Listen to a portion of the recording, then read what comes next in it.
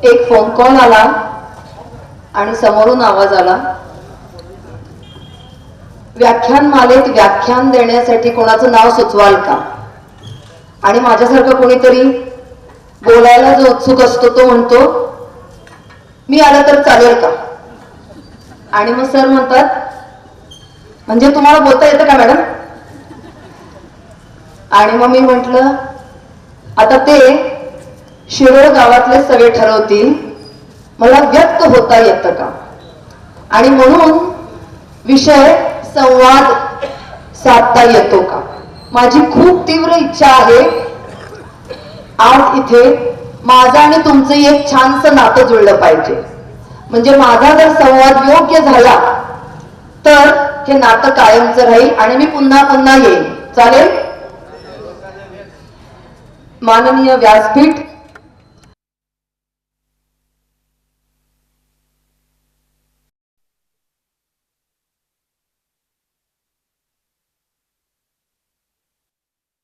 माझ्यावर अनकंडिशनल प्रेम करणारे हे दोघं. तशी आमची ओळख खूप छोटीशीच आहे, म्हणजे 1.5-2 वर्षातलीच आहे. पण का कोणास ठाऊक असं वाटतं, त्यांना असं वाटतं की मी खूप काम करावं आणि हा पण एक संवाद आहे. बऱ्याचदा असं होतं, मी आता भाषण दिलं की तुम्ही एकतर टाळ्या वाजवणार किंवा काय होईल, टाळ्या नाही वाजवणार. मला घरी जाताना असं वाटणार आहे काय भारी भाषण केलं मी, पण तिथे संवाद झाला का नाही हे समजत नाही. तुम्हाला काय वाटतंय संवाद म्हणजे काय असतं? कोण सांगेल? इथे सुद्धा पार्टिसिपेट व्हायला चान्स आहे. हा, मनातल्या भावना A to Z एकदा काय चान्स मिळाला की व्यक्त करणे. आणि काय वेगळं वाटते कोणाला? मलाही वयाच्या 35 वर्षांपर्यंत असंच वाटत होतं हे वन वे आहे. मी बोलले, मी व्यक्त झाले, मी माझे हावभाव, बॉडी लँग्वेज या सगळ्यातून काही पोचवलं की संवाद झाला. पण आज तुमच्यासाठी एक नवीन शिकणं आहे. संवाद त्याला म्हणायचं जेव्हा समोरचा तुम्हाला रिस्पॉन्स दे. तुम्ही किती बोलला, काय काय बोलला हे महत्वाचं नसतं. समोरच्याला किती समजलं, समोरच्याला किती कळलं आणि त्यावरून त्यानं काय उत्तर दिलं, याला संवाद म्हणतात. सो आपण आज संवादाची नवीन व्याख्या घरी घेऊन जाऊयात. वन वे ट्रॅफिक जॅम सारखं बडबडत राहायचं नाही. आपण समोरच्याला जे पोचवायचे तिथपर्यंत जाणं गरजेचं आहे. आणि अजून एक, मी 100 वेळा सांगितलं तरी त्याला कळतच नाही. हा डायलॉग आजपर्यंत कोणी कोणी वापरलाय? हात वर सगळ्यांनी. कोणीतरी 2 हात पण वर करू शकता जर सारखे सारखे वापरत असलो तर. आजपासून हे आपल्या डिक्शनरीतून काढून टाकायचंय, वज्र करायचंय. आज एक नवीन वाक्य आपल्या डिक्शनरीत ऍड करायचंय. मी असं काय केलं पाहिजे ज्याच्यानी समोरच्याला समजेल. त्याला समजलं नाही, तिला समजलं नाही, मी काय म्हणते, प्रॉब्लेम माझा आहे. पद्धत बदला, टोन बदला, भाषा बदला, शब्द बदला, हावभाव बदला आणि असे व्यक्त व्हा की समोरच्याला समजेल. पुन्हा जरी तोच रिस्पॉन्स मिळाला जो पहिल्यांदा मिळाला, समजलं नाही तर पुन्हा असं म्हणायचं नाही त्याला समजत नाही, तिला समजत नाही. आपण असं काय केलं पाहिजे ज्याच्याने माझा संवाद समोरच्याच्या पर्यंत पोहोचेल, राईट वे मध्ये पोहोचेल आणि त्याचा करेक्ट अर्थ कळल्यानंतर समोरचा मला कसा त्याचं प्रत्युत्तर देऊ शकेल. आजपासून एवढा बदल सगळेजण करणार? सगळे अरे हो तर म्हणा, नाही तर म्हणा, काय तर म्हणा. हा बदल आपण सगळ्यांनी आज केला तर आपल्याला संवाद साधल्याचा आनंद हा तर नक्की मिळेल, पण समोरच्याला तो कळल्याने समाधान पण मिळेल. एक छोटी क्लिप बघूयात आपण. माझी थोडी पद्धत मिक्स्ड असते, त्याचं कारण आहे काही काही इथे म्हणत असतील आता ह्या बडबडणारे 1 तास बघायला काही आहे का नाही, तर आणलेला आहे. काही काही म्हणणार बघायचं काय असतं, नीट दिसता का नाही, बघू जरा कुठे तुम्ही. काही काही म्हणत असतील हे सगळे प्रयोग घरी जाऊन कधी करायचे ते सांगा. त्यामुळे सगळ्या स्टाईलच्या लोकांना आपण पुरावं यासाठी ही एक मिक्स्ड पद्धत आहे. Please play it again. Audio.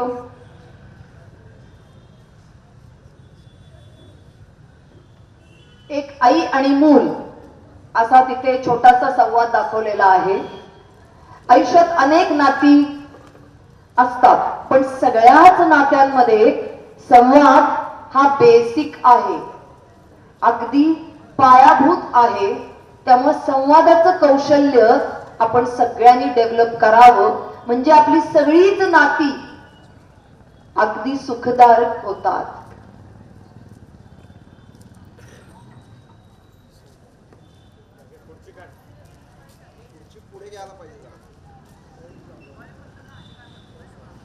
I will go ahead. आपका जब तैयार हो जाए तो बताइएगा. ओके. प्रत्येकाच्या घरात एक जण असतो जो बोलतो, बरेच जण असतात जे ऐकतात. पण आता एक खरं खरं उत्तर द्यायचं. हा, तुम्ही कशासाठी ऐकत असता? अच्छा, हा जी. Sound check.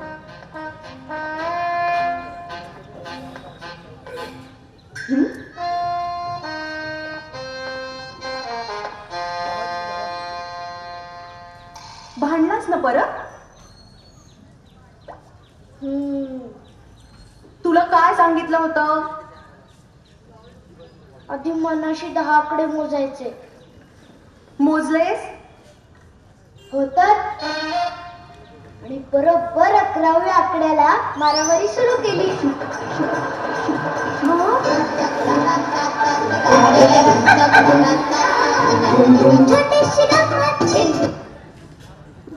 चिंटू बरोबर की आई बरोबर?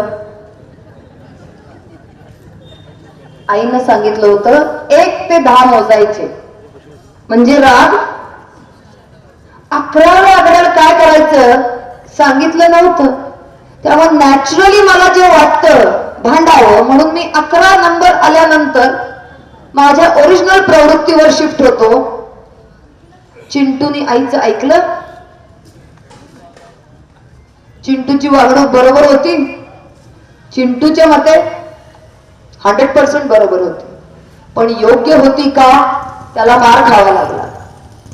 हे असंच काहीतरी प्रत्येक घरात होत असतं. बऱ्याचदा आपण ऐकत असतो, हा तू बोल मी ऐकतोय, हा चालू राहू दे, हो हो हो,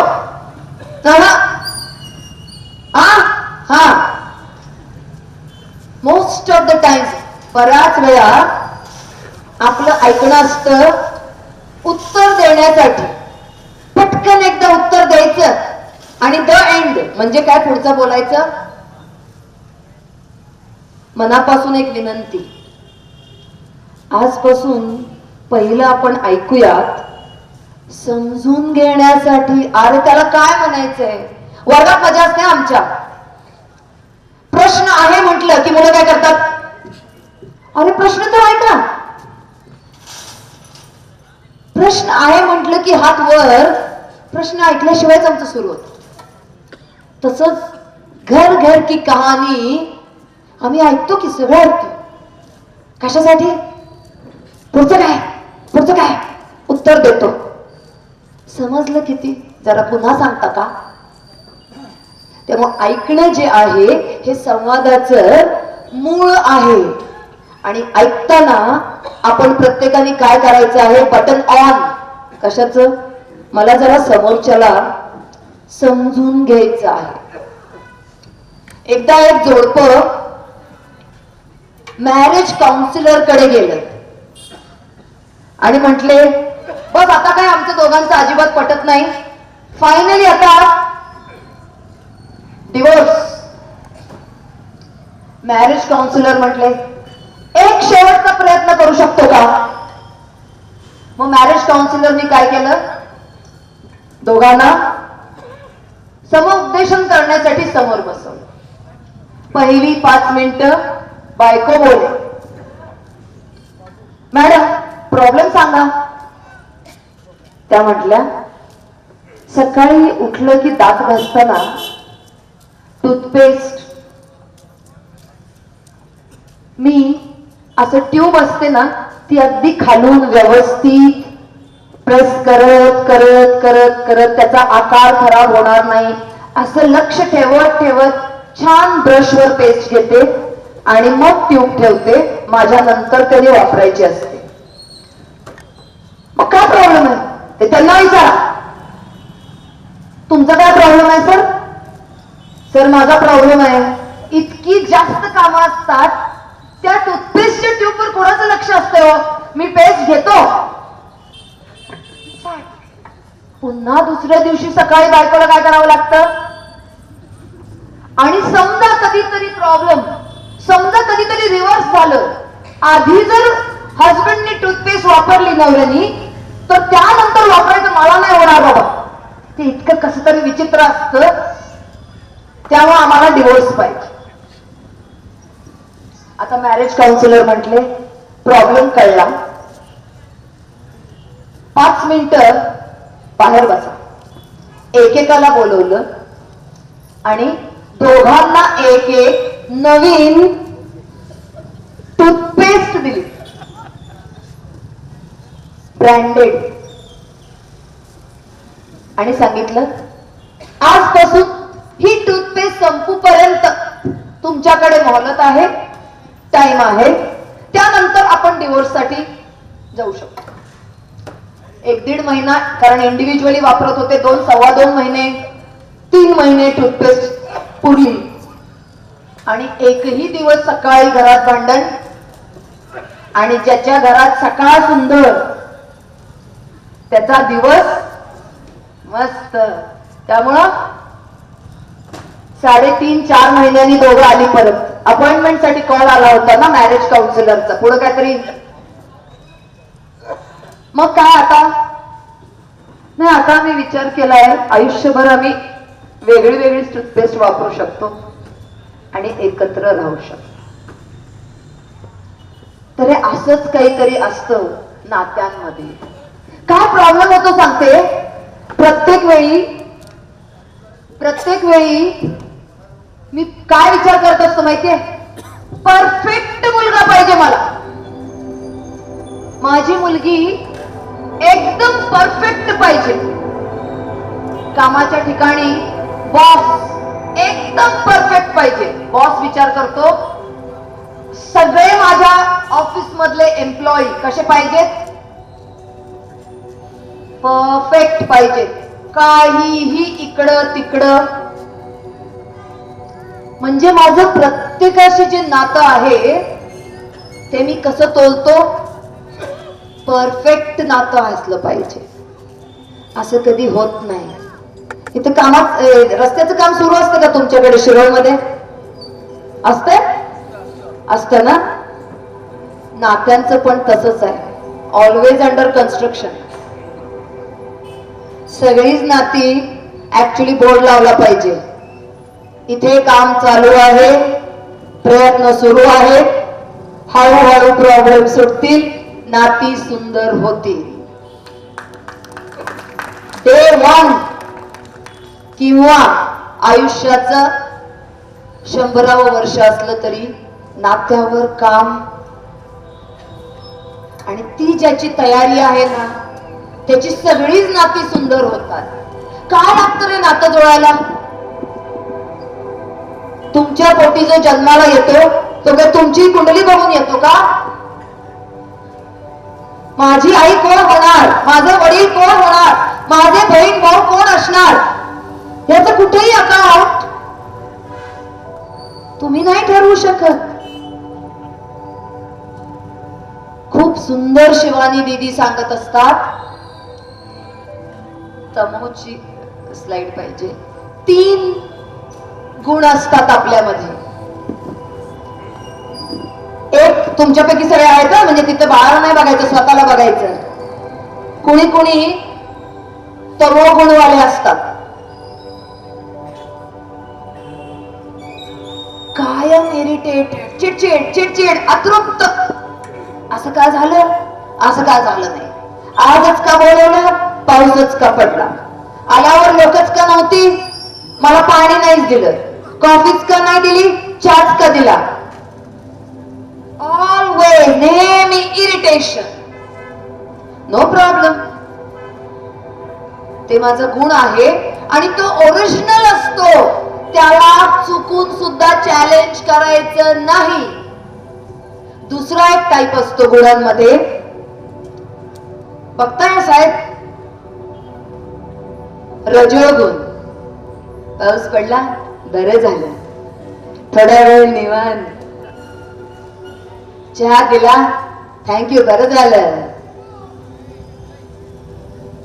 सत्कार घेतला नाही, चालतंय, कशाचं सुख पण नाही, घेतला सत्कार, माझा आधी नाही घेतला, अरे नो प्रॉब्लेम, आराम, खूप काही जीवाला त्रास नाही, मस्त, जे होईल त्यात रजोगुण.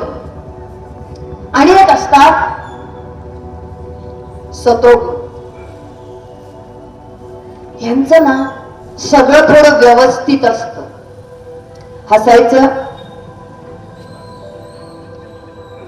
वाईट वाटलं पण दाखवायचं दुसऱ्याला वाईट. माझ्याने जेवढं होतंय त्याला कोणाला न दुखवता आणि थोडं करता आलं. ज्याला काय कमी असेल, पाऊस पडला, 7, 7:30, 8 वाजले, ऍडजस्ट करतो मी ऍडजस्ट करतो, तुम्हाला काही त्रास नाही ना. सतो. कोण कोण कुठे कुठे आहेत 1 मिनिटात ठरवता. ज्याला इच्छा असेल सांगू शकतो, मी 1, मी 2, मी 3, म्हणजे सांगितलंच पाहिजे, काही कंपल्शन नाहीये. तुम्ही तुमचं ओळखलं तरी ग्रेट. आणि मग शिवानी दीदी म्हणतात, ये संस्कार होते हैं, इन्हें कभी भी क्वेश्चन नहीं करोगे आप. याला कधीही चॅलेंज करू शकत नाही आपण. बऱ्याचदा आई म्हणते, माझं बाळ रडकाय, तिचं बाळ शहाण आहे. अरे वो तमोगुण वाला है, संभालना होगा.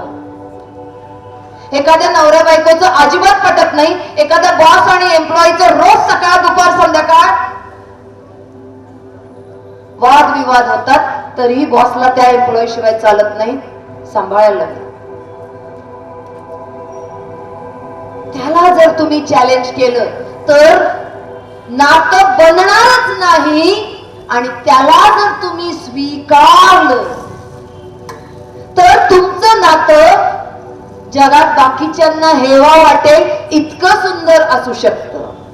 पण स्वीकारायला पण एक धाडस लागतं. जे जसं आहे, माझा मुलगा असा कसा असू शकतो रे चिडका, अरे ते ओरिजिनल वेगळंच आहे, नो प्रॉब्लेम, स्वीकार करो. आणि जिसके पास ये स्वीकार का बटन होगा, वो जिंदगी में हर रिश्ता अपनी तरफ से निभा पाएगा. आणि हेच महत्वाचं आहे. त्याला दुरुस्त करायचा ठेका तुम्हाला दिलेलाच नाही, तुम्ही रॉंग जर्नीवर निघालाय. बघा आता त्याला सरळ करून दाखवते, बघाच. तुम्ही स्वतःमध्ये ऍडॅप्टिबिलिटी, फ्लेक्झिबिलिटी आणू शकताय का? आणि त्याला स्वीकारलं. आता उदबत्ती लावली, अगदी पहिल्या रांगेपर्यंत आम्हाला इथेही त्याचा सुवास पसरला. जर स्वीकार करायचं असेल ना, उदबत्ती एवढंही कष्ट लागत नाही. फक्त राईट राईट व्हायब्रेशन मध्ये अनकंडिशनली, म्हणजे कुठलीही अट न घालता. आणि हे जर शिकायचं असेल तर तुमच्याकडे एक ऍक्टिव्हिटी देते. एखाद्या घरामध्ये ऑटिस्टिक चाइल्ड असतं, स्लो लर्नर चाइल्ड असतं. सितारे जमीन पर बघितलं का? बघितला? अरे तुम्ही नाही बोलला तर मग मी जरा 10:30-11 पर्यंत बोलेन. मग त्याच्यातले स्टुडंट कॅरेक्टर्स बघितले का मुलं? ते जी त्यांचे आई वडीलचा जर तुम्ही पेशन्स बघितला, पेशन्सला काय म्हणायचं असतं? No no no, that is संयम. तर मला आणि तुम्हाला तर स्वीकार करण्याला काही प्रॉब्लेमच नसला पाहिजे यार. We are blessed. एकदा डोळे बंद करून 3 मिनिटाचं ग्रॅटिट्यूड मेडिटेशन घेऊयात. काय वाटेल ते होऊ दे, कुणीही डोळे उघडायचे नाही. स्वतःसाठी आपल्या बेस्ट कम्फर्टेबल मुद्रामध्ये येऊयात. शक्य असेल तर पाय जमिनीवर असावेत, पाठीचा कणा ताठ असावा आणि ज्यांना शक्य आहे डोळे बंद करूयात. याचं कारण डोळे जोपर्यंत उघडे असतात तेव्हा ते बाहेरच जग बघतात. डोळे बंद केले की आपण अंतर्मुख होतो आणि स्वतःकडे बघतो. मी एक पवित्र आत्मा आहे.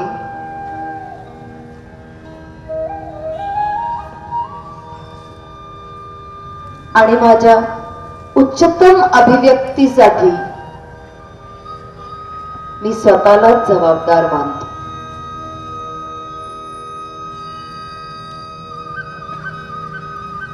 मी आनंदी आत्मा आहे आणि माझ्या आसपास आनंद दरवळतो. मी एक सक्षम आत्मा आहे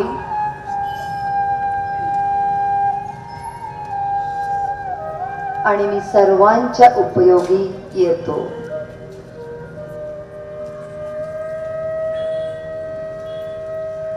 मी स्वतःला स्वतःचं उच्चतम अभिव्यक्ती बनवण्यासाठी सदैव प्रयत्नशील राहतो.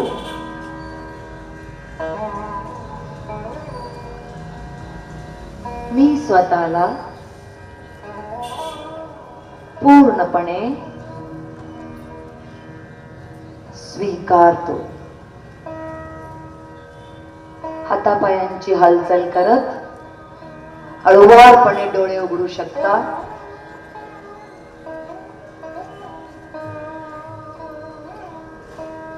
आणि एक सुंदर स्माइल, स्मित आपल्या चेहऱ्यावर आणत जो कोणी शेजारी बसलाय त्याच्याशी एक छान नातं, तो कोणी असू दे, आता कंडिशन्स डोंट अप्लाय, त्याच्याशी एक छान नातं जुळवायचे म्हणून त्याला एक सुंदर स्माइल देत, कसे आहात तुम्ही, शोधू नका आपापली माणसं कुठे मागे वगैरे, नॉट अलाउड, शेजारचाच. हा प्रयोग मला आतून ताकद देऊन जातो म्हणून रोज करायचा. इथं रस्त्यावर बसून आपण केलेला आहे, म्हणजे घरात तर करूच शकतो, पण स्वतःसाठी हे अत्यंत गरजेचं आहे आणि तेच आपण विसरतोय. म्हणून इतरांकडून, मॅडम माझ्या साडीचे कौतुक केलं नाही तुम्ही, 1 तास झाला माझ्या बरोबर आहे, एकदाही म्हटलं नाही मॅडम छान दिसताय, साडी छान, मी वाट बघायला लागले आणि त्या काय बोलत नाही. माझं मन बहुतेक प्रॉब्लेम आहे वाटतं. मन जेव्हा बाहेर शोधायला लागतं तेव्हा दुःखाला आपण इन्व्हिटेशन कार्ड पाठवतो. मन जेव्हा स्वतःकडे बघतं, वाह निकिता पाऊस पडला बरं झालं, जरा कसं दुपारपासून गरम गरम वाटत होतं, सगळे आता शांत थंड मनाने सगळं मस्त चिंतन करू शकते. हा संवाद मला स्वतःशी जर साधता आला तर मी पावसात पण किंवा पाऊस झाल्यानंतर पण तेवढ्याच इंटेन्सिटीनं तुमच्याशी संवाद साधू शकते. पण जर पाऊस पडला आणि माझं सगळं बिघडलं, प्रोजेक्टर बंद पडला, नो प्रॉब्लेम, जे आठवेल ते बोलेन, संवादच साधायचा आहे ना, मनातलंच बोलणार आहे. येईल त्याचा स्वीकार हा मंत्र आहे सगळ्या नात्यांमध्ये उच्चतम दर्जा मिळवण्यासाठी. आणि ती मात्र वेळेस आपण सगळ्यांनी पळायची. हा सगळी नाती माझी, कोणाला वाटतं माझं एक नातं परफेक्ट आहे, हात वर कर, सर बक्षीस आणले ना द्यायचं. हा माझं ना एक नातं परफेक्ट आहे. अरे जरा शिरोळमध्ये प्रॉब्लेम आहे वाटतं. हा हा येस सर, नातं एक परफेक्ट आहे. कसं काय सर? हा जी व्हेरी नाईस, म्हणजे त्यांच्यामुळे तुमचं नातं परफेक्ट आहे वाटतं. वा किती सुंदर आहे. एक्झाम्पल आपल्याला समोर लाईव्हच आहे. त्यांनी एकमेकांना स्पेस दिलेला आहे. पण आमच्या घरात रोज भांडण असते मोबाईलवर. मुलगा मोबाईल मागतो, मुलगी मोबाईल मागते. बाबांनी नाही दिलं तर आईकडे मागते, कोणी दोघांनी नाही दिलं तर आजी आजोबांकडून मस्का लावून. आणि मग काय होतं? कुठलं नातं घट्ट होतं? मोबाईलचं आणि माझं नातं एव्हरी डे जरा बरोबर होत जातं आणि बाकीची नाती सुटत जातात. आपण बघूयात. Can I get the experiment kit? Actually सगळी नाती पाण्यासारखी शुभ्र, शुद्ध आणि निखळ असतात. आणि ती तशीच कायम राहावी ह्याचा प्रयत्न प्रत्येक व्यक्ती नॅचरली करत असतो.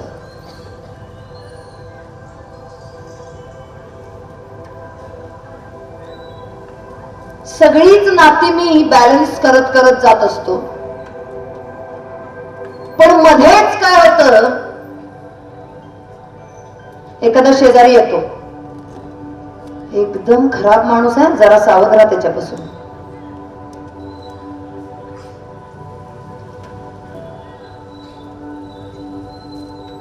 पहिलं एक अशुद्ध वृत्ती माझ्यामध्ये निर्माण होते.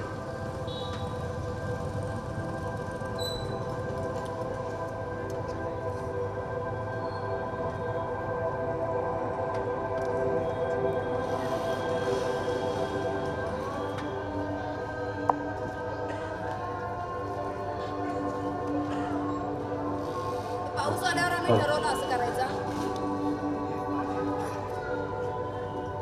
हे माझं मन आहे.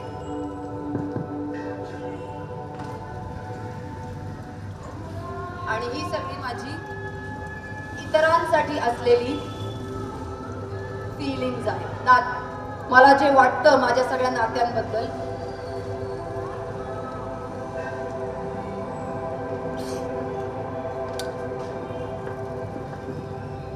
शुद्ध आहे, स्वच्छ आहे. माझं सगळ्यांबद्दलच्या भावना, मत मी जी बनवली आहेत ती पाण्यासारखी शुद्ध आहे.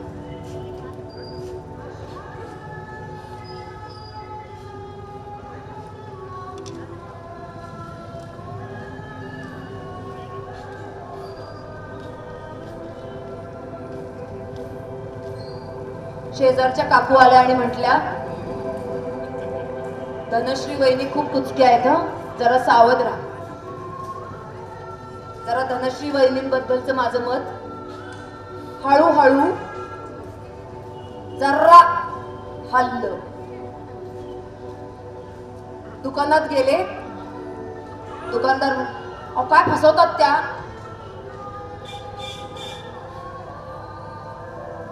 बघा हा तुम्हाला पण फसवतीलच. आणखीन जरा माझं मन त्यांच्याबद्दल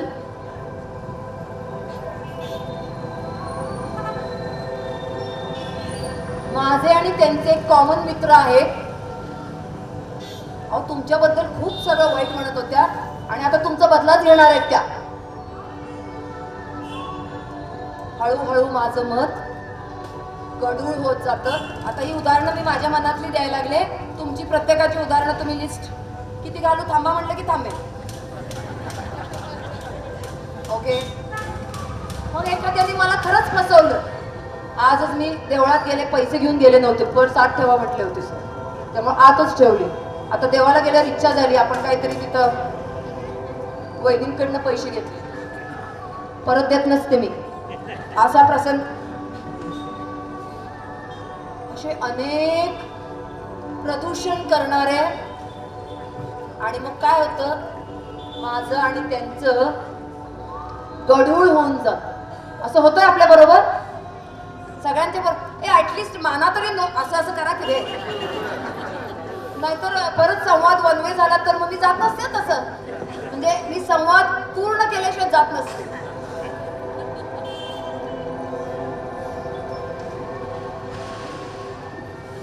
आता काय करायचं आजपासून, कोण धनश्री वहिनी कोण मी, तुम्ही तिकडे, मी तुमचं तोंड बघत नसतं. हा एक मार्ग आहे. जो हो गया वो बीत गया, उसका कुछ नहीं किया जा सकता यार. पण त्यानंतर सुधारण्याचा एक चान्स नात्याला देऊ शकतो का? माझी एक मैत्रीण आहे सुजाता. मी प्रत्येक रविवारी फोन करायचा, मैत्रीण आहे ना. आणि एकदा मला खूप राग आला. 100 रविवार मीच फोन केले, तिने एकदाही कॉल केला नाही. मी ठरवलं आता तिचा कॉल आला तरच मैत्री, अदरवाईज काय गट्टीफू. असं आपण करतो ना. परत पुढचा रविवार आला आणि वाटलं जाऊ दे जरा कामात असेल. असा जर आपल्याला नात्याकडे वेगळ्या दृष्टिकोनातून बघायचं असेल तर आपण बघूयात हा.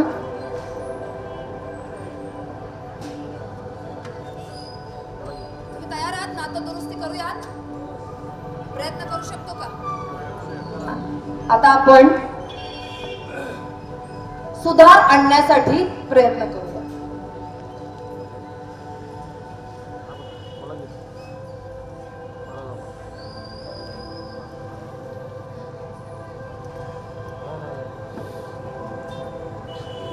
काय खूपसा फरक पडलेला दिसत. थांबू, कंटाळा आला. मीच एकटीने सगळं करायचं का? प्रयत्न करूयात. बाटल्या पण मोजा, 2 लिटर 1 लिटर. काय फरक पडतोय? पटतोय. जवळ बसलेल्यांना जरा दिसते वाटत. म्हणजे असं दाखव. काय वाटते? थोडा चान्स आहे का? थोडा. ज्यांना चष्मा वगैरे असेल त्यांनी नीट बघा. थोडा फरक पडला? पडण्याची चान्स असेल तर प्रयत्न पुढे चालू ठेवू. बायकांनी लाजायचं नाही, हा सगळ्यांनी पार्टिसिपेट करायचं. नातं सुधारण्याचा प्रयत्न चाललाय. 3 बाटल्या संपल्या पाण्याच्या. 7-8 मिनिटं वाया गेली.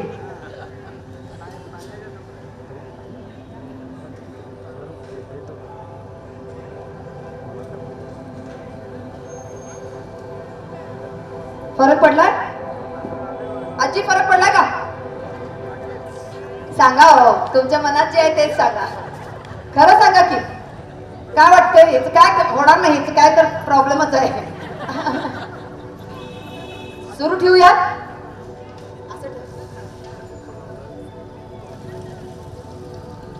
सॉरी हा, स्टेज काय म्हणजे पावसाने असं पण ओलं. काय फरक पडलाय? पडायला लागलाय. जरा धीर धरूया.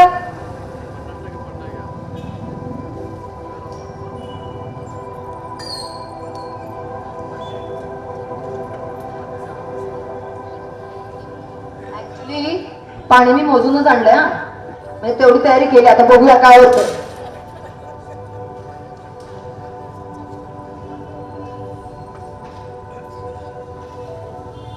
उजवा हात जरा कंटाळा आला, डाव्या हाताने पण करून बघूया. वेगवेगळे प्रयत्न.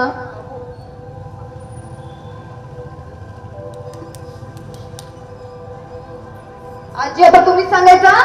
तुम्ही एवढे अनुभवी व्यक्तिमत्व आहे. किती वर्ष तुम्ही नात्यांचा अनुभव घेताय वेगवेगळ्या.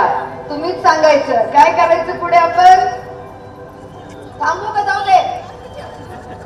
थांबू जाऊ दे का सुरू? हा चालू ठेवा.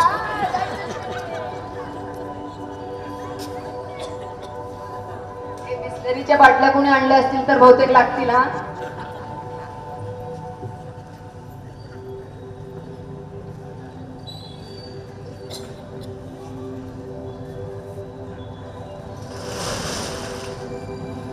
आता जरा माझं बरोबर चाललेलं आहे. जरा जरा नातं सुधारण्याकडे, आनंद देण्याकडे, समजुतीकडे. मी कधीतरी गप्प बसतो, तू कधीतरी गप्प बैस. तुझं पण जरा चालेल प्रॉब्लेम, माझे पण थोडे चालतील. मी काय राग मनात धरत नाही. मी विसरतो, तूही विसर. असं करत करत जरा शेड बदललेली.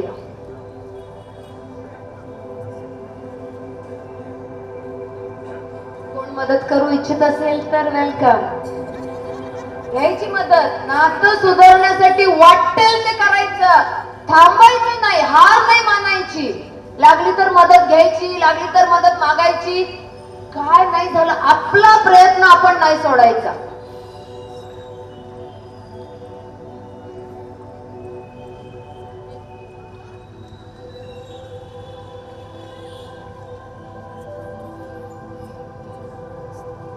हे जरा बऱ्यापैकी आधीपेक्षा बेटर झालेला. आणि किती चांगला माझा साथीदार आहे बघा. पाणी अजून बाटल्या. आज थांबायचं नाही. बास्केट सुद्धा किती मोठे घेऊन आलेत बघा.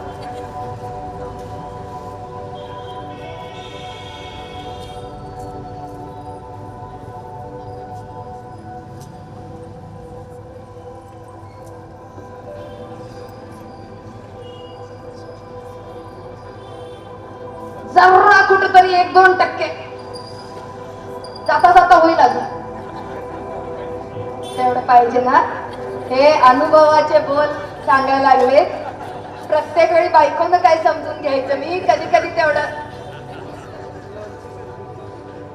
हे इथं 15 मिनिटच झालं. व्याख्यानातली 15 मिनिटं मायनस, म्हणजे अजून मी 15 मिनिटं पुढे बोलणार. पण आयुष्यात 15 मिनिटात सालों बीत जाते हैं. पण जिंदगी नहीं बीतनी चाहिए यारो. हा प्रयत्न निरंतर आपण सुरूच ठेवला पाहिजे. आणि बऱ्याचदा आपला प्रॉब्लेम असतो आपण हे सगळं करायला पाहिजे हे पटतंय, पण कोणी करायचं माहितीये का? समोरचे. आपण महान, मी कधी चुकतच नाही असं कधीच नसतं. सगळ्यांनी आपलं नातं अंडर कन्स्ट्रक्शन आहे म्हणून कायम सुरूच ठेवायचे काम. थांबला की संपला, तुम्ही नाही नातं. त्यामुळे कुणीही थांबायचं नाही. हा निरंतर प्रयत्न करत राहिलो की नात्यातली मजा, थ्रिल ही कायम जिवंत राहते. आणि नातं नवरा बायकोचं असू शकतं, आई मुलाचं असू शकतं, बहीण भावाचं असू शकतं. बरेच बहीण भाऊ एकमेकांचं तोंड बघत नाही. ते प्रॉपर्टी वगैरे काय त्रास ते वाटतं. बरेच आई वडील मुलीचं तोंड बघत नाही, कारण XYZ. तुम्ही कोण आहे? एक कण मात्र आहोत आपण. सगळ्या अटी तुमच्या मान्य करायचं तर तुम्ही तिथे जा, आम्ही बाकीचे इथे राहतो. माझ्या मनासारखं झालंच पाहिजे असं कोणाकोणाला वाटतं? माईकवर बोला. ते च असतं ना, त्याला आधी कचऱ्याच्या टोपलीत टाकायचं. मला बरं वाटेल जर माझ्या मनासारखं झालं तर, पण माझ्या मनासारखं झालं नाही, I am okay, it's okay. थोडस कमी जास्त च जेव्हा आपण लावतो तेव्हा आपण स्वतःला त्रास देतो. याची प्रत्येक वेळेला च वापरताना आठवण ठेवायची. आजपासून सगळे असा प्रयत्न करणार आहे का? आणि प्रयत्न यशस्वी झाला की मला कॉल करायचा. एक प्रयत्न यशस्वी, दुसरा प्रयत्न यशस्वी, निरंतर सुरू ठेवायचं. आजी मला कॉल करणार ना? धनशिवनी सॉरी हा, तुमचे एक्झाम्पल घेऊन मी केला. पण प्रयत्न हा आपण सगळ्यांनी सुरू ठेवायचा. कसं करूया? तर एक सिंपल उदाहरण आहे. CCD कॉफी कोणी ऐकलंय का? कॅफे कॉफी डे, त्यांची कॉफी जगात कुठेही जा एकच चव. मॅकडी सांगलीत आहे, तिथल्या बर्गरची चव जगात कुठेही जा.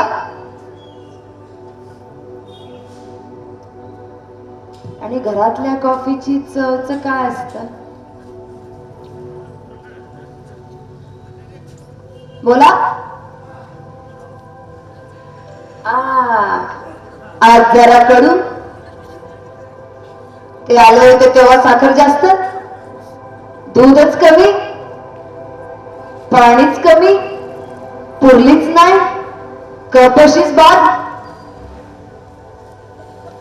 घरातल्या भाजीत पण असंच होतं ना, कधी करपते, कधी मीठ नसतं. म्हणूनच घर आहे आणि नाती आहे.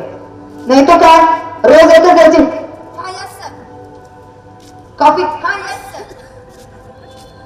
भाजी, मग ते घर नाही राहणार, ते हॉटेल होणार. एक नवरा बायको संध्याकाळी ऑफिस मधून खूप मोठ्या कंपनीचे CEO होते आणि घरी आले, दाराची बेल वाजवायची आणि टाण टाण टाण टाण कॅसेट सुरू. जेवायला एक मिनिटावर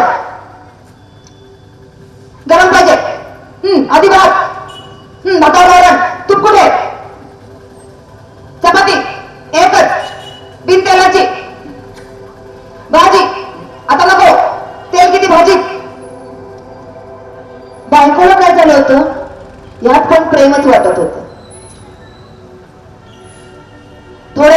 सीईओने माझं ट्रेनिंग अटेंड केलं आणि बदललं. मी म्हंटल असं बायकोला रागवायचं नसतं सर, चांगलं नसतं तुमच्या तब्येतीसाठी, त्यामुळे आजपासून रागवायचं बंद. ते म्हणले ओके. घरी आले, गल वाजवली, मौन व्रत.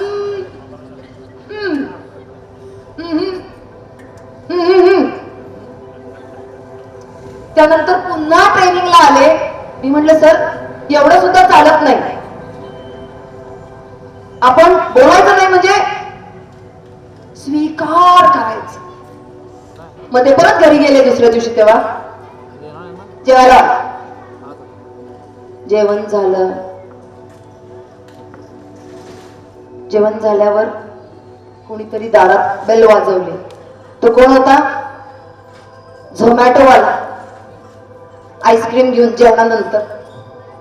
आणि काय ह्या माणसाने कॅसेट लावली, अरे तेरी सेवा कितनी अच्छी, राइट टाइम पे आइसक्रीम लेकर आया, मुझे बिल्कुल आइसक्रीम खाने का मन था.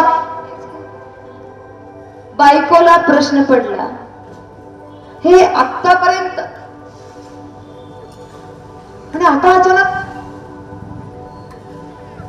प्रॉब्लेम होता. त्याला वाटत होतं, त्या सीईओला, बायकोनी माझं प्रेम समजून घ्यावं. झोमॅटो वाल्याला मात्र माझं प्रेम दाखवायला लागतं ना. त्यानंतर परत सीईओ ट्रेनिंगला आले. मॅडम खरं सांगा, माझी तक्रार माझ्या बायकोनी केली होती ना? बायकोची अपेक्षा काय? जेवण छान झालंय. तिला कानातून ऐकायचं होतं, म्हणजे सगळेच कानाने ऐकतो, तिला ऐकून कौतुक वाटत असणार आहे. यांना वाटते मी कौतुक. आपल्या सगळ्यांच्या बुद्धीची रचना वेगवेगळी आहे. पहिले आपापल्या घरातल्या लोकांचं अनालिसिस करा. डोळ्यांचा जास्त प्रभाव आहे, कानाचा जास्त प्रभाव आहे की वा मस्त वाटतंय ना, फिलिंगचा प्रभाव आहे. आणि जर तुम्ही एका व्यक्तीला दुसरं काही वापरलं तर ते पोचत. आणि एवढं तर संसारात आपल्या मुलाबद्दल, मुलीबद्दल, बहीणबद्दल, बहिणीबद्दल, भावाबद्दल, बायकोबद्दल, नवऱ्याबद्दल कळालंच पाहिजे.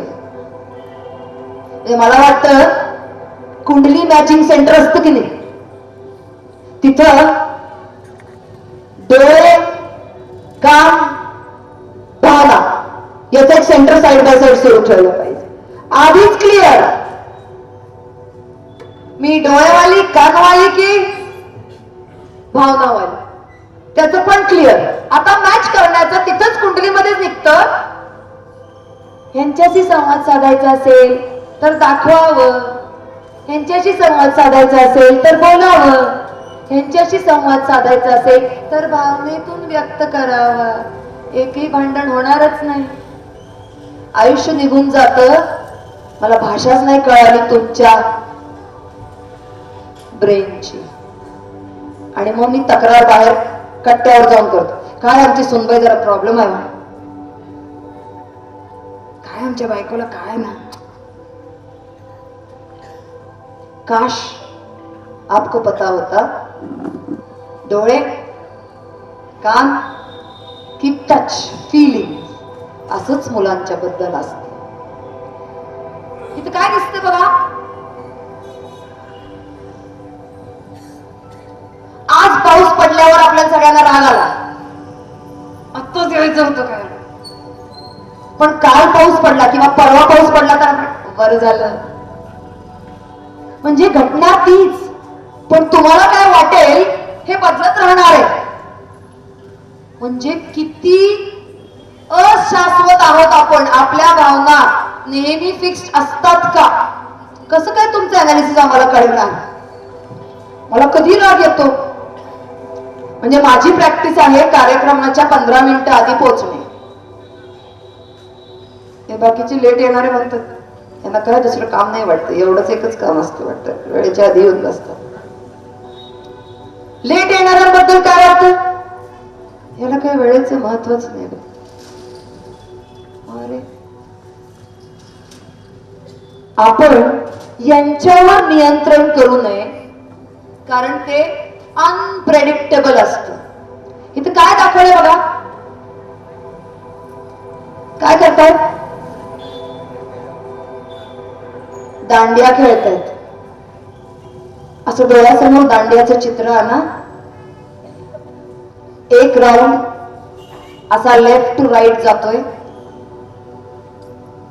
एक राऊंड बाहेरचा राईट टू लेफ्ट जातोय, आणि प्रत्येक व्यक्ती जो दांडिया खेळतोय समोरच्यानी हात उचलला की तो बरोबर त्या दांड्याला बीट बसेल, ठोका बसेल असा सुंदर रचना करतो.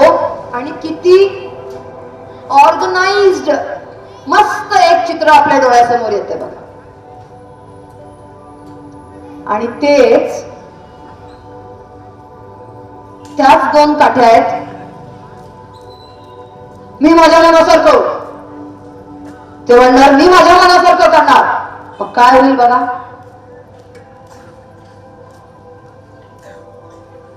वेळ नाही लागणार तिथं एक युद्धभूमी तयार व्हायला. लक्षात येते? हे नात्यांमध्ये पण असंच आहे. मी माझं खरं, मी माझं खरं असं जर आपण करत बसलो, नातं चेंज नाही होणार, पण नात्यातली गोडी संपणार आणि एक ब्लॉक तयार होईल. रोज एक प्रश्न पडेल, माझ्या बरोबरच असं का नातं आहे? त्याला कारण आहे, आपण आपली सगळी नाती एक रास गरबासारखी, एका दांड्याच्या पद्धतीसारखी रचू शकतो. फक्त तू कसा वागतोस त्याच्या समोर तू कसा वागतोस, तू कसा रिस्पॉन्स देतोस त्याच्या समोर त्याच्यावर आधारित मी कसा रिस्पॉन्स देईन. हे सायक्लिक फॉर्म मध्ये चालणार आहे, न की मी माझ्या पद्धतीनं तू तुझ्या पद्धतीनं. एक छोटासा फ्लेक्झिबिलिटीचा गुण जर आपण अवलंबवला चालेल, तर हे सगळं अगदी एका रास गरब्यासारखं सुंदर नात्यांचं चित्रण होऊ शकतं. म्हणून कुठलंही नातं खराब नसतं, चांगलं पण नसतं. म्हणजे काय असणार आहे नात्यांमध्ये बघा. Next please, next please. हे तर बघा, काही नाती इमॅच्युअर असतात, परिपक्व झालेली नसतात. आणि त्याच्यावर आत्ता केल्यासारखे जेव्हा आपण प्रयोग करतो तेव्हा हळूहळू अनेक प्रयोग केल्यानंतर तीच नाती परिपक्व बनतात. तेव्हा नातं चांगलं किंवा वाईट कधीच नसतं. ते work in progress, under construction, म्हणजे परिपक्वतेकडे जाणार, कायम इव्हॉल्व होणार, कायम नाविन्य शोधणार. आणि हे प्रत्येक नात्याला लागू होतं. पण त्याची एक अट आहे. हा नात्यामध्ये आपल्याला आधी काहीतरी द्यावं लागतं. आपण अपेक्षांचा डोंगर ठेवतो. बायकांनी संध्याकाळी 7 वाजले की गप घरी यायचा. Okay okay. मग व्याख्यान 7:30ला सुरू झालं तर काय करायचं? पेंटरनी किती सुंदर रंगवलंय बघा. ज्यांना रंग आवडतात त्यांच्यासाठी स्पेशल स्लाइड. कुठे प्रॉब्लेम झाला सांगा? काय आलं? चित्रात काहीतरी राहिलंय? हा लाल कलर कुठून आला? मी तर काय वापरायला सांगितलं नव्हतं सर. काय झालं तिथं प्रॉब्लेम? ते एक प्रॉब्लेम राहिला काय? एक चुकून राहिलं वाटतं. मग पेंटरला पैसे द्यायचे का नाही आता?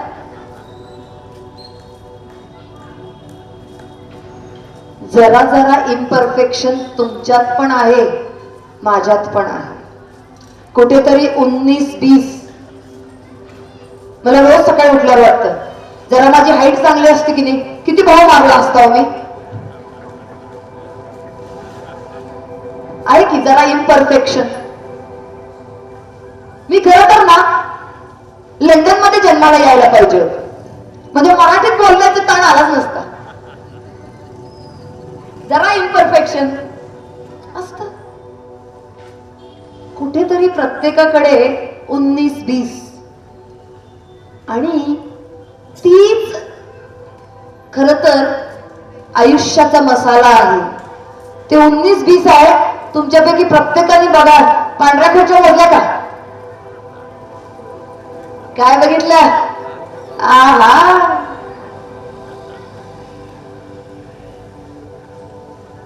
इम्परफेक्शन जे आहे तेच ब्युटी देऊन जात. एक खुर्ची लाल आहे, एक खुर्ची पांढरी करायची राहून गेली, म्हणून तर पेंटरनं पेंटरचं काम केलंय. नाहीतर मी सुद्धा पेंटिंग करू शकले असते, सगळेच जर पांढरे रंगवायचे होते तर. तीच आहे नात्यांमधल्या बॅलन्सची ब्युटी, सुंदरता. कसं करायचं हे मॅडम तुमचं आता काय काय असतं ते सांगूया नको. काय करायचं एवढं सांगा म्हणजे घरी जाऊया. काय करायला पाहिजे आपल्याला बॅलन्स मध्ये? बॅलन्स आणण्यासाठी अपेक्षा नंतर बँकेतून पैसे कोण कोण काढतात रे? हे आता तर हात वर करायचा ना, खरं खरं. हा, एक जण, दोन, व्हेरी गुड. म्हणजे एटीएम पण चालेल हा. हा सगळे 1 2 3 4 5 6 7 8. म्हणजे मी काय लगेच पैसे मागणार नाहीये, डोंट वरी. पण काढायच्या आधी काय करायला लागतं? बँकेत पैसे काढायच्या आधी त्याच्यात डिपॉझिट, डिपॉझिट, आधी डिपॉझिट. नात्यांमध्ये पण जरा कधी कधी हसावं लागतं, कधी कधी कौतुक करावं लागतं, कधी कधी म्हणावं लागतं ऍक्च्युली तू चुकलायस पण इट्स ओके. कधी कधी त्याला मोठं होताना बघावं लागतं, इवन सपोर्ट करावा लागतो. कधी कधी दुनियेतून हार मानून आल्यानंतर त्याला सांभाळून घ्यावं लागतं. हे सगळे डिपॉझिट आहेत, डिपॉझिट. आजपासून हिशोब ठेवायचा. आणि हे डिपॉझिट केल्यानंतर तिकडे काय मिळेल आपल्याला? Withdrawal allowed. जितकं डिपॉझिट तितकंच विड्रॉवल. प्रॉब्लेम कधी होईल सांगा? मी डिपॉझिट करायचं विसरले होते आणि एटीएम ला गेले तर मशीन काय सांगतं? Insufficient balance. कशाचा?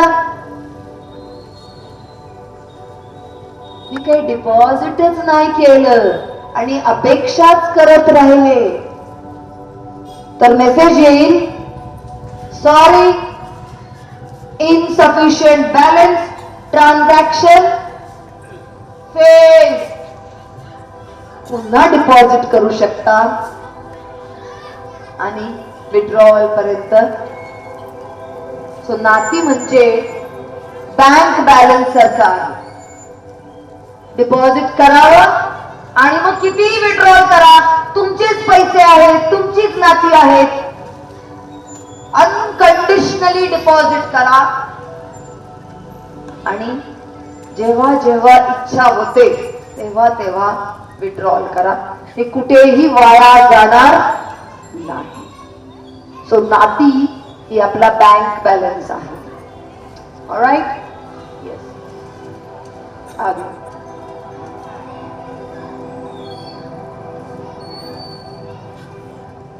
यांना कोण ओळखतं?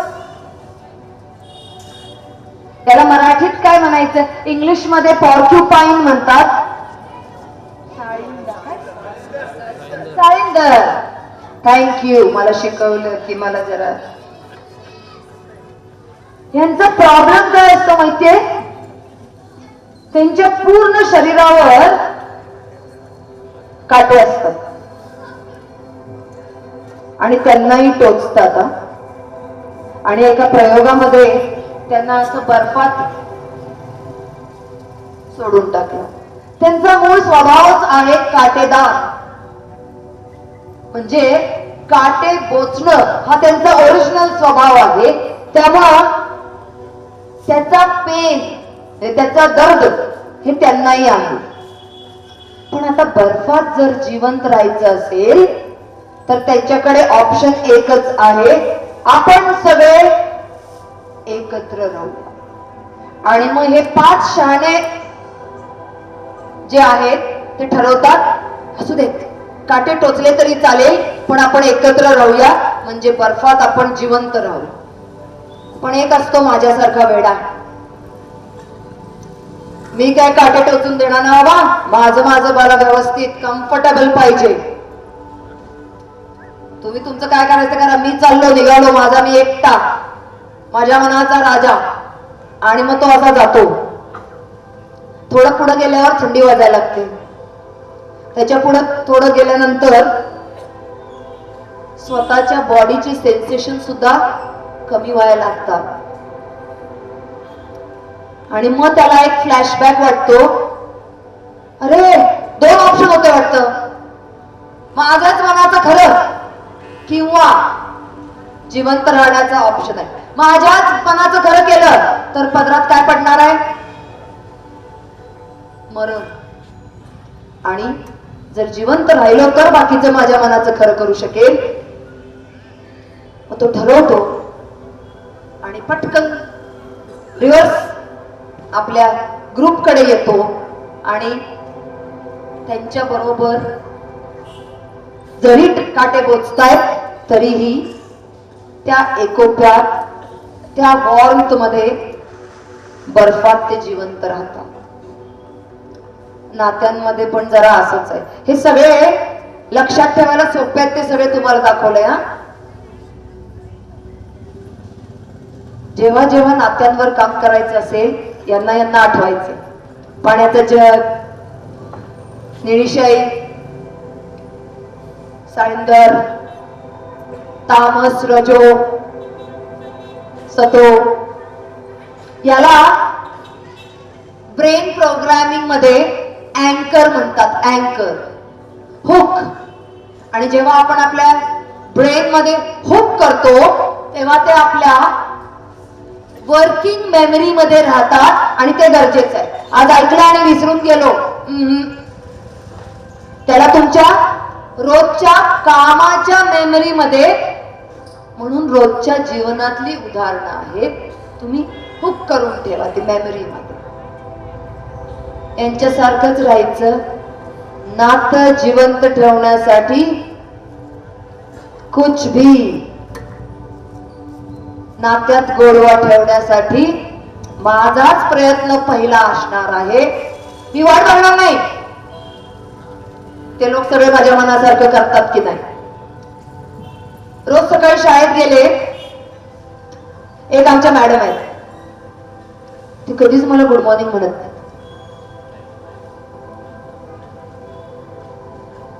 अरे मी बॉस आहे, अरे मी त्यांचा हेड आहे, मला गुड मॉर्निंग म्हणणार नाही तर कुणाला म्हणणार. बहुतेक आज उपवास असेल, मी गुड मॉर्निंग म्हणते, तुम्ही मला म्हटलं काय गुड मॉर्निंग? Good morning. पहल कुणीही करू शकतं, सुरुवात कुणी करायची ही कॉम्पिटिशनच नाहीये. मला माझं नातं सुंदर करायचंय हा एहसास आपल्याला प्रयत्नशील ठेवत असतो. एव्हरीबडी, सगळ्यांना लक्षात येतंय? दुसऱ्याची वाट बघायचं नाही. All right, next. सगळा संवाद आतापर्यंत जो होता तो इतरांशी होता आणि कदाचित तो सुखकर झाला तर सुसंवाद. पण मला वाटतं स्वसंवाद हा या सगळ्याशी सगळ्याच्या. एक आळी होती आणि आळीला 100 पाय असतात आणि एक कासव आळीला म्हटलं, तुझं खूप मोठा प्रॉब्लेम आहे आळी. ए काय झालं बाबा? कासव म्हण, तुला 100 पाय आहे, तुला कसं लक्षात राहतं कुठला पाय कशासाठी वापरायचा?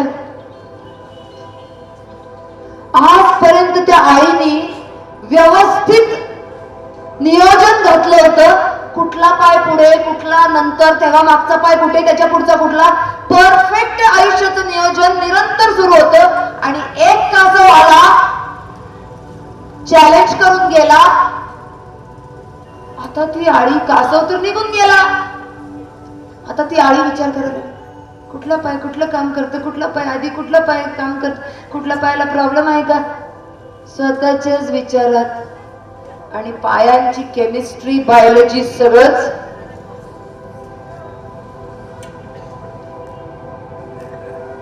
पुन्हा कासव आलं भेटायला.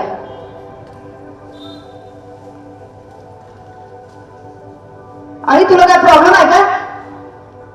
अरे माझं सगळं व्यवस्थित चाललं होतं, तू सांगितल्यापासून मी विचार करते आणि अजून विचारच करते, अजून उत्तर सापडलं नाही. आईचा स्वतःशी असलेला संवाद वीक पडला, स्वतःवर असलेला विश्वास कुठेतरी त्याला तडा गेली आणि आईला स्वतःच्या सगळ्या ऍबिलिटीज, कपॅसिटीज वर बऱ्याचदा असंच असतं.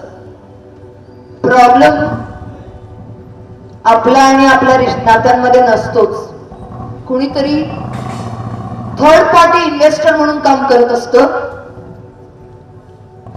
आणि त्याचा फायदा घेत असतो आणि आपली मात्र नाती बिघडवून जातो. तर आजपासून आपल्या सगळ्या नात्यांचा, सर एक्सक्यूज, आपल्या सगळ्या नात्यांचा रिमोट कंट्रोल आपण स्वतःकडेच ठेवायचं. पहिलं आणि इम्पॉर्टंट संवाद स्वतःशी, तेच आपल्या सगळ्या नात्यांसाठी पुरतं. आणि मग सुसंवाद व्हायला, हिलिंग व्हायला, नाती दुरुस्त होताना मदत होते. आणि या सगळ्याचं साधन असतं फक्त आपले शब्द. आपण आपले शब्द बदलले की सगळंच चेंज होतं. आपण पुढच्या 5 ते 7 मिनिटात रॅप करणार आहोत. त्यासाठी आपल्याला कुठे जावं लागतं बघा. एखादी घटना, कॉज इफेक्ट, एखादी घटना अशी असते, घटना घडून जाते, तू असं कसं रे पडलास, लक्ष नव्हतं का काय तुझं, धडपडीत आहेस बघ असा, मला माहित होतं तू एक दिवस खड्ड्यात पडणारच. हे काय करतोय आपण? झालेल्या घटनेवर कारण शोधतो किंवा एक्सक्यूज. ऍक्च्युअली सगळा संवाद बदलायचा असेल तर आपल्याला कुठल्या बाजूला जायला पाहिजे बघा. असं काय झालं असेल ज्याच्यामुळे माझा मित्र, माझा मुलगा, माझी मुलगी, माझे बॉस, माझा एम्प्लॉई, माझा कलीग खड्ड्यात पडला. ज्या क्षणाला आपण घटनेच्या रिझल्ट वरून, घटनेच्या इफेक्ट वरून त्याच्या कारणाकडे वळतो, तेव्हा विचारांची पूर्ण 360 डिग्री उलट पुलट होते. आणि काय होतं बघा, माझे प्रश्न बदलतात. अरे दगड आला का आडवा, ठेच लागली का, गडबडीत होताच आणि खड्डा दिसला नाही का, गाडीचा स्पीड खूप होता का, रस्त्याचा खड्डा आज, आता काय झालं.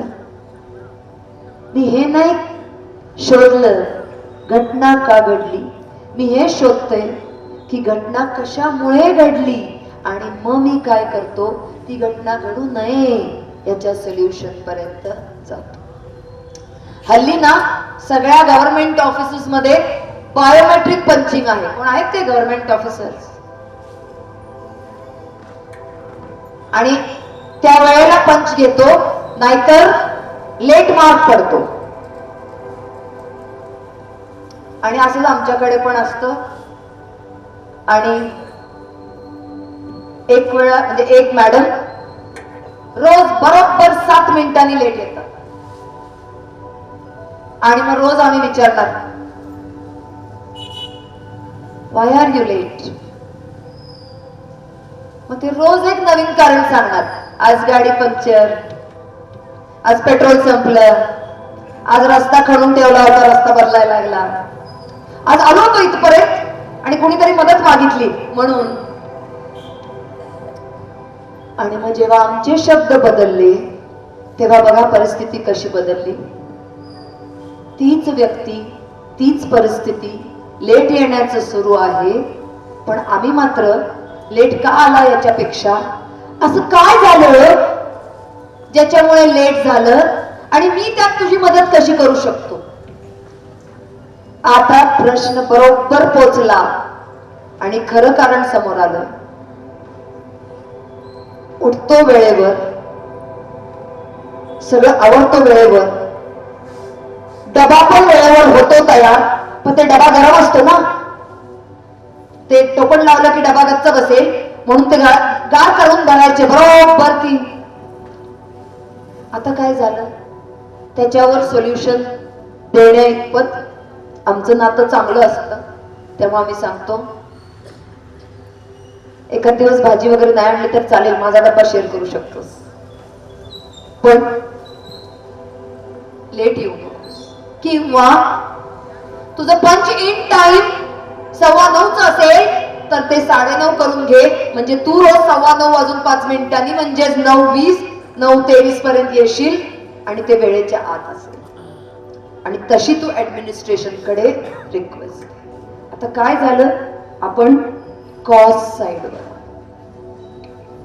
इफेक्टवर हसणं खूप सोपं असतं, कारण त्याचा चटका आपल्याला बसत नसतो. किती मजा आली बघा, तो लेट आला, त्याला तसंच पाहिजे शिक्षा. पण ज्याला खरंच मदतरूप व्हायचं असतं तो पटकन काय करतो, अरे असं काय करूयात म्हणजे तुला वेळ होणार नाही, कॉजवर. आणि हे जर रोजच्या नात्यांमध्ये आपण वापरायला लागलो तर मैत्री, partner, business partner, employee employer, आई आणि मूल, वडील आणि मुलगी, ही सगळीच नाती आनंद देणारी, थ्रिलिंग आणि रोज जिवंत असलेली वाटायला लागतील. आणि हाच तर खरा प्रयोग आहे, माझ्या आयुष्याचा गाभा आहे, की मला रोज असं वाटलं पाहिजे की आज माझं नातं आहे ते नवीन आहे, त्याच्यात तीच थ्रिल आहे जी एरवी असावी. तो माझी सगळ्यांना हात जोडून विनंती असेल, दुसरा बदलतो का याची वाट न बघता आपण सगळेच कॉजवरून, इफेक्टवरून कॉजवर शिफ्ट होऊयात आणि कॉजला महत्व दिलं. कॉज म्हणजे कशामुळे. आणि एक शेवटचं उदाहरण देऊन मी थांबेन. संध्याकाळी 9 वाजले आणि माझा 25 वर्षाचा मुलगा अजून घरी आला नाही. आई म्हणून मी कसा विचार करायला हवा आणि कसा विचार नॅचरल असतो आणि तो का करू नये. नॉर्मली आईचं प्रेम मुलावर म्हणजे कुठतर पडला नसेल ना, धडकला तर नसेल ना. म्हणजे माझा मुलगा खूप छान गाडी चालवतो, पण आजकाल बाकीचे कसे चालवतात ना, कुठं तर प्रॉब्लेम मध्ये सापडला नसेल ना. हे नॉर्मल आया करतात. आणि आज ज्यांनी सेशन अटेंड केलं त्या आया कसा विचार करतील. 10 मिनिटं पहिली 9 वाजून 10 मिनिटं झाली की आईच्या मनात विचार आणायला लागतो. त्याच्या एखाद्या मित्राला ना लिफ्ट देत असेल, तेव्हा असं येण्याच्या ऐवजी आणखी 9 वाजून 20 मिनिटांनी आईनं कसा विचार केला पाहिजे.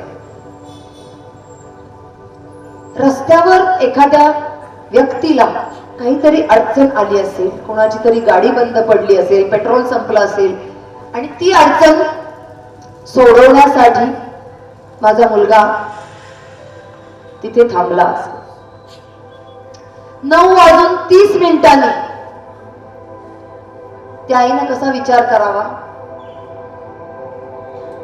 काहीतरी इम्पॉर्टंट, काहीतरी अर्जंट असल्याशिवाय माझा मुलगा वेळच करत नाही याची मला खात्री आहे. आणि तो कितीही वेळाने आला तरी तो योग्य, प्रोडक्टिव्ह आणि सात्विक कामात नक्कीच असेल. ही माझी व्हायब्रेशन म्हणून माझ्या मुलापर्यंत पोहोचते आणि तेव्हा मी आई म्हणून राईट व्हायब्रेशननी राईट संस्कार जपले याचं सर्कल पूर्ण होतं. नाहीतर म्हणायचं माझा खूप जीव आहे माझ्या मुलावर आणि ऑलवेज सकाळपासून संध्याकाळपर्यंत काय पाठवायचं, तळतळ. पडला तर नसेल, लागलं तर नसेल, मार तर खाल्ला नसेल, शिक्षकांनी वर्गाबाहेर तर काढलं नसेल, पुस्तक तर हरवलं नसेल, डबा तर सांडला नसेल.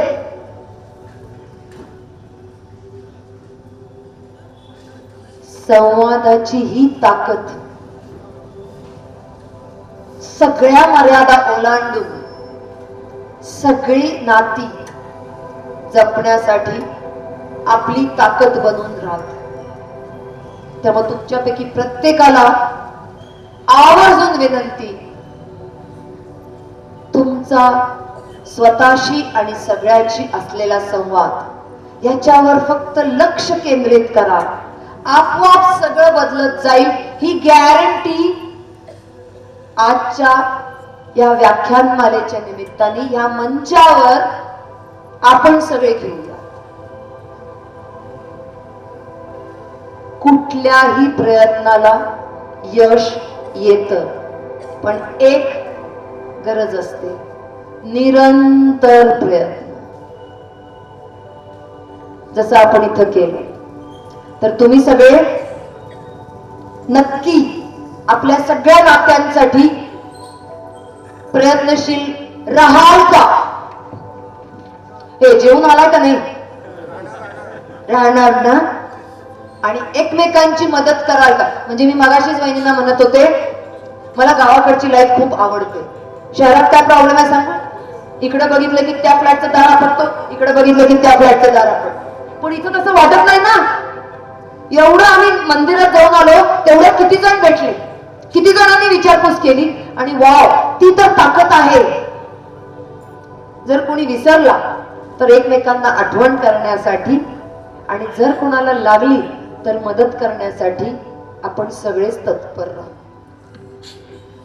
तुम्ही सगळ्यांनी पाऊस पडून खुर्च्या पुसून घेऊन बसले. ऑर्गनायझर्सच्या पूर्ण धावपळीचा रिस्पेक्ट ठेवला आणि खरंच खूप म्हणजे मनाला टचिंग होतं माझ्यासाठी. पाऊस पडला तर मला चालेल, पण त्यांच्या प्रयत्नांना पाऊस बाबा तू थांब. आणि माहितीये माझं व्हायब्रेशन इतकं जबरदस्त होतं ना ते तिथं पण पोचलं आणि ते विचार थांबला पाऊस. ऐकलं माझं, असं मला वाटतं माझंच ऐकलं म्हणून पाऊस थांबला. आणि ज्या प्रयोजनानं आज आपण सगळे इथं आलो ते माझ्याकडून मी पूर्ण पोचवायचा प्रयत्न केला. तरीही माझ्या कुठल्याही शब्दातून, वाणीतून, भावनेतून, क्रियेतून कळत न कळत तुमची कुणाचंही जर मन दुखावलं गेलं असेल तर मी मनापासून तुमची माफी मागते. माझ्या सगळ्या कोचेसना, सगळ्या गुरूंना धन्यवाद देते की त्यांनी आज मला माझं मन किंवा मला जे शिकायला मिळालं ते व्यक्त होण्यासाठी तेवढी ताकद दिली. आणि आज मी जे काही आहे ते माझ्या सगळ्या गुरूंमुळे आहे, म्हणून त्यांना एकदा धन्यवाद देते आणि इथेच थांबते. धन्यवाद शिरोळ मधले सगळेजण. धन्यवाद सर. एक फोन कॉल बात बना देता है और संवाद सबके लिए खुल जाता है. तो मनापासून तुमच्या सगळ्यांचा धन्यवाद. तुम्ही इतका वेळ मला ऐकून घेतलं. Hats off to your patience. Thank you everybody. एक छोटीशी प्रार्थना प्ले होईल. तुम्ही ऐकत ऐकत मूव्ह होऊ शकता आणि आपापल्या याला जाऊ शकता. Can we put the prayer please.